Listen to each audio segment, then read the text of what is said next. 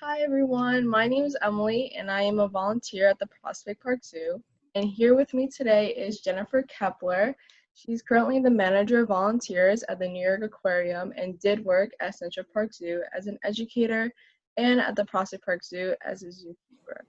Since we are talking about birds in the quest, we decided to interview an avid birder like Jennifer. So I want to start off by asking, what is birding to you and how you got started?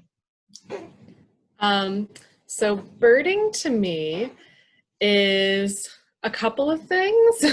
One, it's my escape. I find it very relaxing to go and be out in nature, even in the city. It's one of the few times we're all connected to our phones. Like I ignore technology. So it's almost like an active form of meditation. Birding also to me is a way for me to be involved in the scientific world. There are a lot of ornithologists who also happen to bird. Birding has been a way for me to connect to those people. There's a big birding network. It's a social world, which is kind of funny. I made a lot of friends through birding. But I get to participate in science. I actively use things like eBird and participate in different bird counts. So it's been a way to engage in science just as a regular person every day. And I got my start in birding.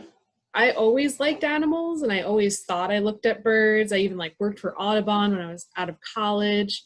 But my start into really getting serious about birding happened when I moved to the city, oddly enough, and realizing how the green spaces in New York City and specifically in Brooklyn, because that's where I live, are these crazy oases for all these different species of birds. Like in Prospect Park alone, they've recorded hundreds of species of birds that just move through there throughout the year. And that was mind blowing because no one thinks there's wildlife here in New York City, and birds are just so abundant, accessible.